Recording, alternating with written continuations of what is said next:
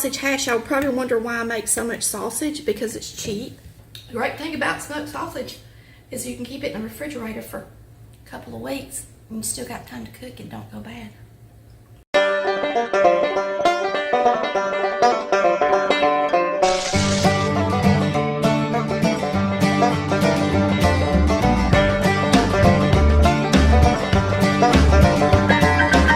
Hey y'all, got some smoked sausage. It's just whatever was on sale, Uncle John's it says. And I'm gonna start letting it get a little bit brown in the skillet, so I'm gonna turn the skillet on. All right, the first thing we're going to do is start our sausage cooking.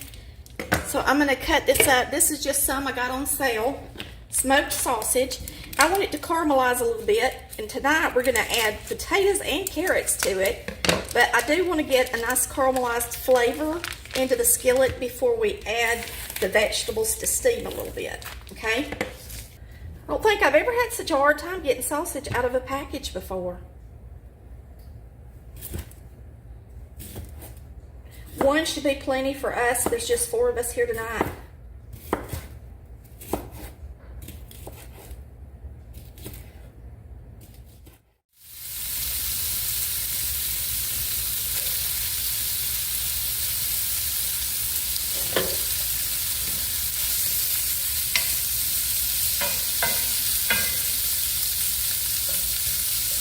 Now, while that is getting a little bit brown, we're going to peel our potatoes and carrots and start chopping those up to go in here.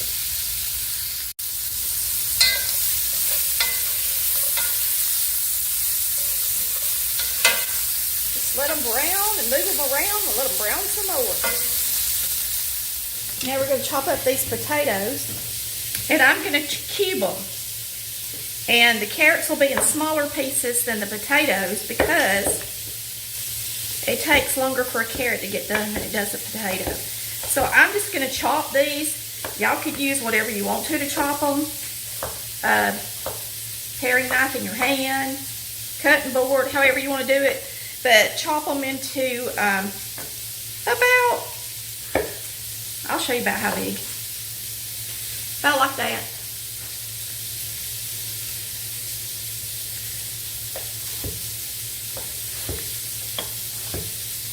You're going to use 4 medium potatoes or 2 extra large for 1 pack of smoked sausage.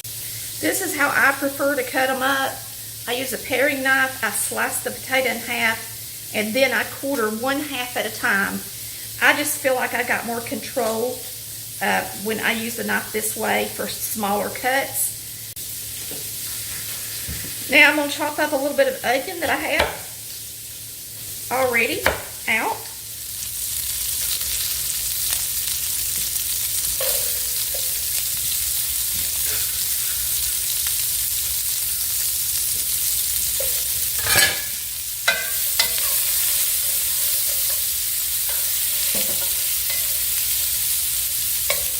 I'm always flipping something out of the pot.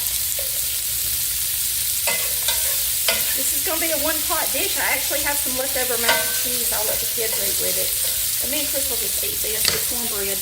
Now you're going to use about as much carrot as you want to. I'm going to use at least a 1/2 pound of carrot. So I would say a good cup of chopped carrots would be nice. And remember, it takes them a little bit longer to cook.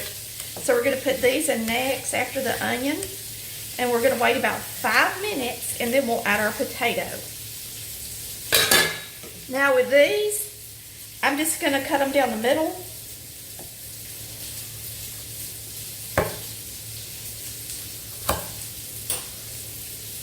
And then I'm going to slice them thin. Alright, now these have got a nice color on them. A nice flavor in the skillet. This is a non-stick brazier. There is something similar to it on our website. It's the very first thing you pick under cookware.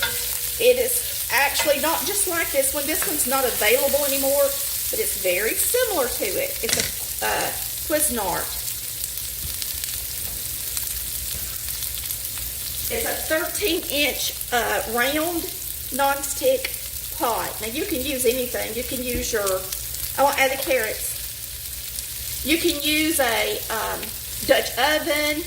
a nice skillet, a big pot with a lid, as long as you're using something that you got a good lid to go on top of, because we're not going to add anything to this. We're going to let the vegetables' own juices steam itself, because we're going to put a lid on it.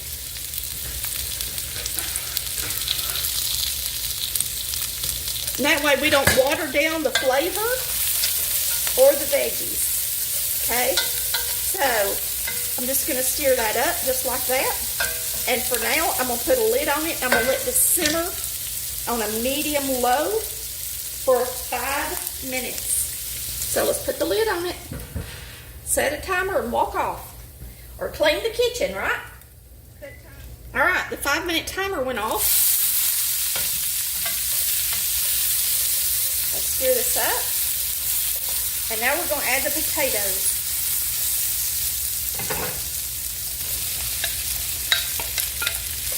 Now, if you wanted it to be super, you know, it's already going to be really good. But if you wanted to, you can always add a little pepper to it. Bell pepper, sweet pepper, whatever you want to do. Some little red cracked pepper would be good. So I think I'm just going to salt and pepper it.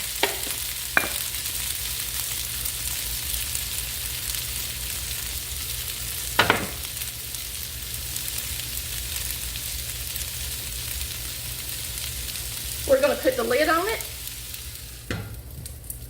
Then we're going to let it cook on a medium low for 10 minutes. I'm going to let it go 5 minutes, and then we're going to stir it, and then 5 more. So I'm going to set my timer for 5 minutes. Hit the start. Okay, our timer went off, so we're going to get over here. Turn these.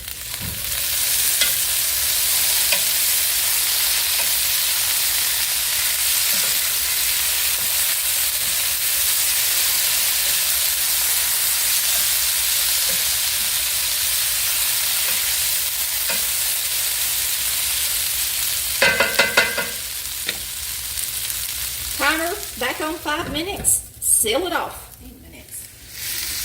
And it's definitely done. Looks good.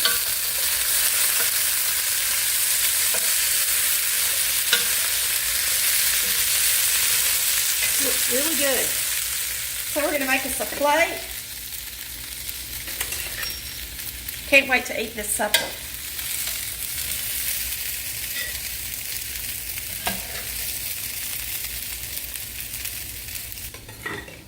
And make sure you got it turned down, especially if you've got an electric stove. I like it to get toasty like that. It's kind of like it's being fried.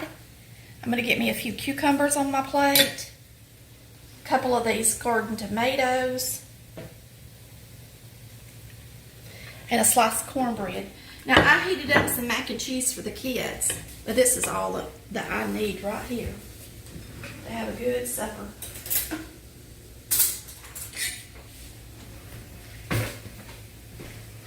Let's give it a taste, y'all. Sweet tea.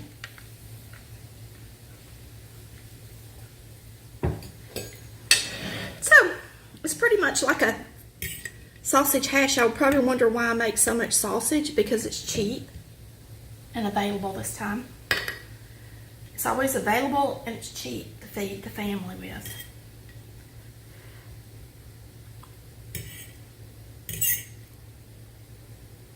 Oh yeah. Daddy's gonna like that, I can guarantee it. And I have to say, my sister likes this smoked sausage, and I did a video with it with a bunch of tomatoes. It ain't near as good as this is. So, if you think that tomato dish is good, you can really like this one.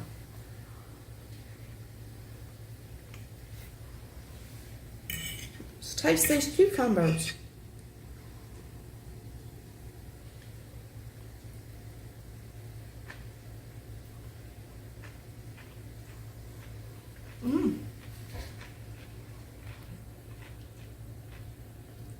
Nice and fresh. Good summer meal. The great thing about smoked sausage is you can keep it in the refrigerator for a couple of weeks. You still got time to cook and don't go bad. Woo! Y'all have a good night, and thanks for watching Collard Valley Cooks, where we cook like Mama did. Bye, y'all.